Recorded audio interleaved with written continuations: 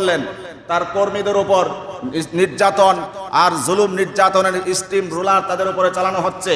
আল্লাহর হাবিব তাদের ব্যথায় ব্যথিত হয়ে সর্বপ্রথম নবুয়াতের ৫ম বর্ষে ১২ জন মহিলা পুরুষকে আবিসিনিয়ার দিকে হিজরত করতে পাঠালেন, নিজে আগে গেলেন না। দ্বিতীয়বার ৯৫ জন নারী পুরুষ সহ আল্লাহর হাবিব সাল্লাল্লাহু আলাইহি ওয়াসাল্লাম ৯৫ জন কর্মীকে আবিসিনিয়ার দিকে হিজরত করতে পাঠালেন। তখনও আপনার আমার নেতা সেই কর্মীদেরকে বিপদের মুখে ঠেলে দিয়ে দেশ ছেড়ে পালিয়ে যাননি।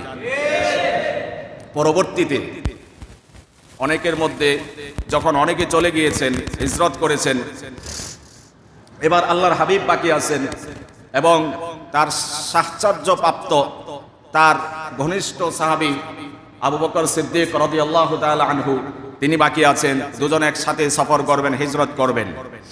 তারা চলে গেলেন, পাহাড় পর্যন্ত পৌঁছলেন।